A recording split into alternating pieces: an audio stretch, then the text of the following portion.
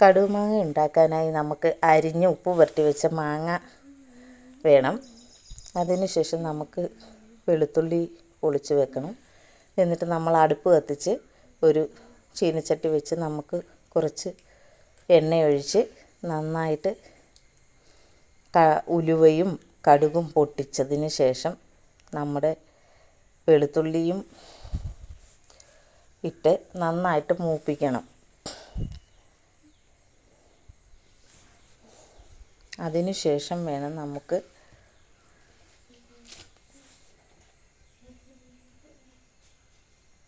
നമ്മുടെ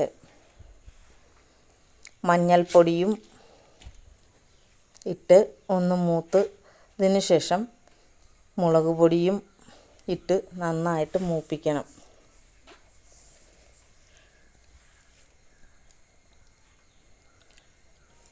മുളക് പൊടി ഇട്ട് നന്നായിട്ട് മൂപ്പിച്ച് ഒരല്പം വെള്ളവും ഒഴിച്ച് നമുക്കത് നന്നായിട്ട് തിളപ്പിക്കണം.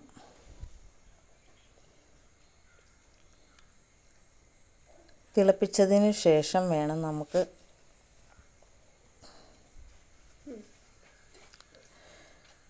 നമ്മൾ അരിഞ്ഞു വെച്ചിരിക്കുന്ന മാങ്ങ അതിലേക്ക് ഇട്ട് കൊടുക്കണം.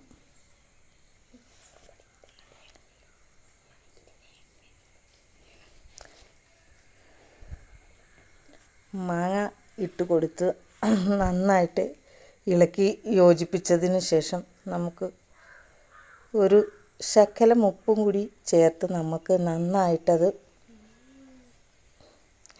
വേകാനും ഒന്ന് നന്നായിട്ട് തിളച്ച് വറ്റാനായിട്ട് കുറുകാനായിട്ടുമൊക്കെ നോക്കാം. നന്നായി തീ കത്തിച്ച് കൊടുക്കണം. അതിന് ശേഷം നമ്മുടെ മാങ്ങ നന്നായിട്ട് വാടി അത് നന്നായിട്ട് ചാറൊക്കെ കുറുകി വൃത്തിയായതിന് ശേഷം നമുക്ക് അത് അടുപ്പിൽ നിന്നും ഇറക്കി വയ്ക്കാവുന്നതാണ്. നമ്മുടെ മാങ്ങ അച്ചാറിടുമ്പോൾ നമ്മൾ എപ്പോഴും ശ്രദ്ധിക്കുക, ഒന്നുകിൽ നല്ലെണ്ണയിലോ ഇടുന്നതാണ് ഏറ്റവും നല്ലത്. കുറച്ച് കായപ്പൊടി അവസാനം തൂവി കൊടുക്കണം.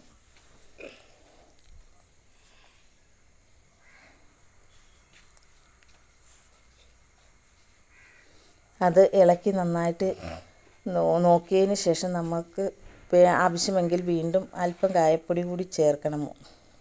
കായപ്പൊടി ചിലർക്ക് അല്പം ഇടുന്നതായിരിക്കും ഇഷ്ടം. എന്നാൽ കായപ്പൊടി നന്നായി ചേർത്താലേ അച്ചാറിന് നല്ല രുചിയും മണവും കിട്ടും.